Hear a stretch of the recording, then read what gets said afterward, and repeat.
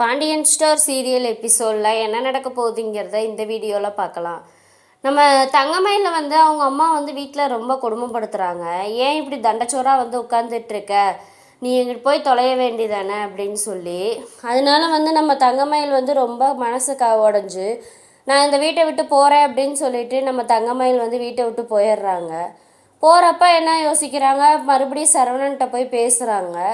பேசவுமே சரவணன் ஏற்றுக்க மாட்டேன்னு சொல்லிடுறாரு. அதனால் சூசைட் பண்ணிக்கலாம் அப்படின்னு சொல்லிட்டு சூசைட் பண்ண போகிறாங்க.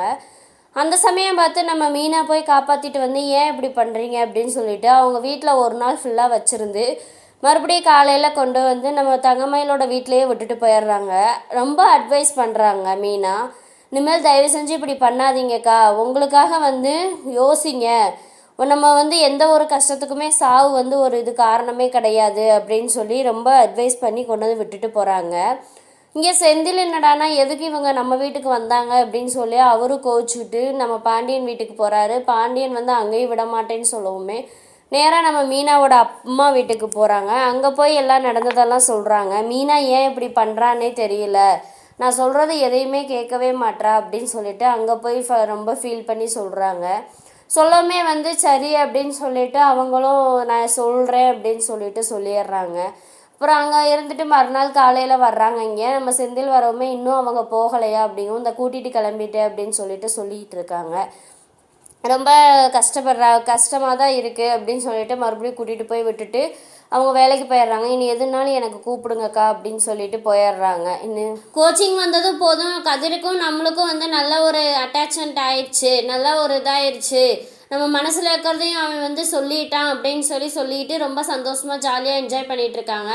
அப்புறம் சரி ராஜீவா போகலாம், டைம் ஆகுது அப்படின்னு சொல்லவுமேனு, நீ எத்தனை தடவை இதோட 6 டைம் பீச்சுக்கு வந்துட்டோம், ஆனால் புதுசாக வந்த மாதிரியே என்ஜாய் பண்ணுறிய அப்படிங்கவுமே நம்ம கதிர் கேட்குறாங்க. அதுக்கு நம்ம ராஜி இருந்துக்கிட்டு, ஆமாம் நான் பீச்சுக்கு எனக்கு பீச்சுனால் ரொம்ப பிடிக்கும், அதனால தான் அப்படின்னு சொல்லிக்கிட்டு இருக்காங்க.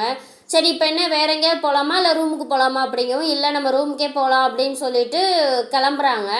அந்த சமயம் பார்த்து அங்கே ஒரு பாட்டு கச்சேரி நடந்துகிட்டு இருக்கவுமே அதில் போய் பார்க்கலாம் அப்படின்னு சொல்லிட்டு போகிறாங்க. அந்த இதில் நம்ம கதிர் ராஜிக்காக ஒரு சாங் டெடிகேட் பண்ணணும் அப்படின்னு சொல்லிட்டு அவங்ககிட்ட போய் கேட்கவுமே ஓகே அப்படின்னு சொல்லிட்டு அவங்களும் சொல்கிறாங்க. நம்ம கதிரவன்கிறவர் அவங்க முக்கியமான ஒருத்தருக்காக ஒரு பாட்டு டெடிகேட் பண்ணுறாங்க அப்படின்னு சொல்லிட்டு பாட போகிறாங்க அப்படின்னு சொல்லிட்டு சொல்லவுமே நம்ம கதிரும் பாடுறாங்க. பாடிட்டு சரின்ட்டு வரவும், யார் அந்த முக்கியமான ஆள் அப்படின்னு சொல்லி நம்ம ராஜி கேட்கவுமே, ஏன் உனக்கு தெரியாதா அப்படிங்கவுமே, சொல்லு, இருந்தாலும் எனக்கு தெரியும், இருந்தாலும் ஓவாயால் சொல்கிறது அது ரொம்ப சந்தோஷமாக இருக்கும்ல அப்படிங்கவுமே, இல்லை அன்றைக்கி குறி பார்த்துட்டு போனாங்கல்ல அந்த அம்மா தான் அப்படின்னு சொல்லவும், உனக்கு ரொம்ப நக்கல் தான் அப்படிங்க, அப்போ நீ ஏன் புரிஞ்சுக்க வேண்டியதானே அப்படிங்கும், இனிமேல் புரிஞ்சுக்கிறேன் அப்படின்னு சொல்லிட்டு போகிறாங்க. அப்புறம் நம்ம ராஜி சொல்கிறாங்க, ஏன் நாங்களே சொன்னாலும் அந்த வேலையை செய்ய மாட்டேன், ஏன் நீ திடீர்னு போய் பாட்டு பாடணும்னு போனேன் அப்படிங்கவுமே, தோணுச்சு அதனால நான் போனேன் அப்படின்னு சொல்லிட்டு பேசிக்கிட்டு வராங்க. அப்புறம் என்ன, நான் பேசாமல் ஐஏஎஸ் ஆயிடுறேன், நீ இப்போ ஒரு சிங்கர் ஆயிரு அப்படிங்கவுமே, ஏன் ஐபிஎஸ்க்கு நான் ட்ராவல்ஸ் வச்சுருக்க சின்ன ஆள் வேண்டாமா அப்படிங்கும், அப்படியெல்லாம் இல்லை, நீயும் நல்ல லெவலுக்கு நல்ல பெரிய லெவலில் இருந்தேன்னா நம்மளை அண்ணாந்து பார்ப்பாங்கல்ல அப்படிங்கும், அதெல்லாம் வேண்டாம், உன் விருப்பப்படி நீ செய், என் விருப்பப்படி நான் செய்கிறேன், எனக்கு என் ட்ராவல்ஸ் தான் பிடிக்கும் அப்படின்னு சொல்லுவோமே, ஓகே அப்படின்னு சொல்லிட்டு வராங்க. அப்புறம் நம்ம சரவணன் கடையில் இருக்கார். கடையில் இருக்கும்போது நம்ம அஞ்சலி கால் பண்ணுறாங்க.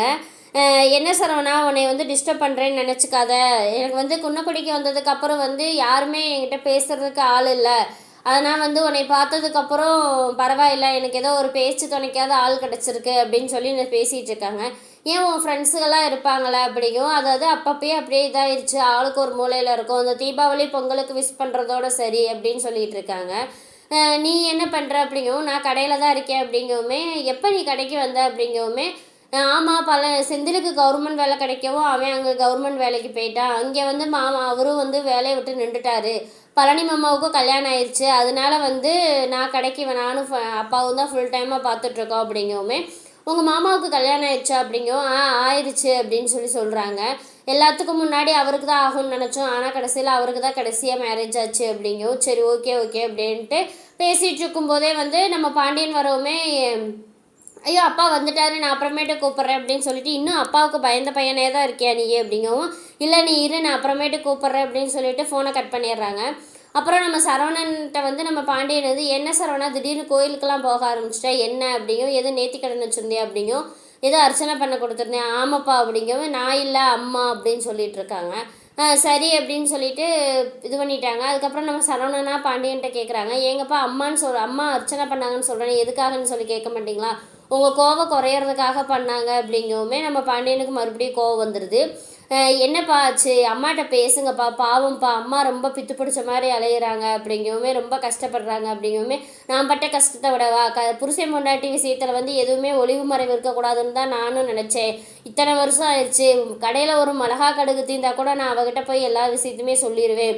ஆனால் அவளும் அப்படித்தான் இருந்தா. ஆனால் இந்த ஒரு விஷயத்த மட்டும் எப்படி மறைக்கணும்னு தெரியலை அப்படின்னு, நடந்ததெல்லாம் நடந்து போச்சுப்பா, அம்மா ரொம்ப ஃபீல் பண்ணுறாங்க நீங்கள் பேசுங்க அப்படிங்கவும், அதெல்லாம் பேச முடியாது, எனக்கா எப்போ உங்கள் அம்மாகிட்ட பேசணும்னு தோணுதோ நான் அப்போ பேசிக்கிறேன், அது வரைக்கும் தயவு செஞ்சு நீங்கள் அதை பற்றி பேசாதீங்க யாரும் அப்படின்னு சொல்லிடுறாங்க. சரின்னு சொல்லிட்டு ஏன்ப்பா இப்படி பண்ணுறீங்க அப்படிங்கவுமேனு, ஆமாம் அவங்க அன்னைங்க குடும்பத்துக்கும் நம்ம குடும்பத்துக்கும் இவ்வளோ பிரச்சனை இருக்கும்போது எதுக்காக அவங்கள யோசிக்கிறத விட நம்ம குடும்பத்தை பற்றி யோசிக்காமல் உங்கள் அம்மா எதுக்கு இந்த வேலையை செய்யணும், அன்னைக்கு ராஜியும் கதிரும் வந்து நின்று அன்னைக்கு எப்படி அடித்தாங்க கதிரை உனக்கு தெரியும், உனக்கே தெரியும்ல எவ்வளோ அடி வாங்கினேன்னு, அப்போ பாவம் இல்லையா அப்படின்னு சொல்லிட்டு அவ்வளோ தூரம் பேசி நல்லது செஞ்சுருக்காங்க. கோயில் கட்டி கும்பிட்றத விட்டுப்பட்டு நம்ம இன்றைக்கி உங்கள் மாமாங்க என்ன செஞ்சாங்கன்னு பார்த்தீங்களா, சாப்பாடை விட்டு எரிஞ்சிட்டு போகிறாங்க, இப்போ இதுக்கு மேலே நம்ம என்ன பண்ண முடியும் அப்படின்னு சொல்லிட்டு ரொம்ப ஃபீல் பண்ணி இது பண்ணுறாரு. நீங்கள் எதுவும் பேசாதீங்க தயவு செஞ்சு அப்படின்னு சொல்லிட்டு பேசாமல் இருந்துடுறாரு. இங்கே வந்து நம்ம கதிர் வந்து வெளியே போயிட்டு மறுபடியும் ரூமுக்கு வராங்க. நம்ம ராஜி வந்து அதெல்லாம் நடந்ததெல்லாம் நினச்சி ரொம்ப சந்தோஷப்பட்டுட்டு இருக்காங்க. அந்த சமயம் பார்த்து நம்ம கதிர் வரவுமே போய் ரூமை திறக்கிறாங்க. திறந்து உள்ளே வரப்போ மல்லிகைப்பூவோடு வரவுமே, என்ன திடீர்னு பூ வாங்கிட்டு வந்திருக்க அப்படிங்கவும், ஆமாம் தோணுச்சு வாங்கிட்டு வந்தேன் அப்படின்னு சொல்லிட்டு இருக்காங்க. சரி அப்படின்னு சொல்லிட்டு வச்சு விடு அப்படிங்கவுமே சரின்ட்டு வச்சு விட்டுட்ருக்காங்க. நீ இதுக்கப்புறம் வந்து எப்படி நம்ம கோமதி வந்து பாண்டியன்ட்ட பேச போகிறாங்கிறத வந்து நம்ம அடுத்த வீடியோவில் பார்க்கலாம். இந்த வீடியோ பிடிச்சிருந்தா மறக்காமல் லைக் பண்ணுங்கள், சப்ஸ்கிரைப் பண்ணுங்கள்.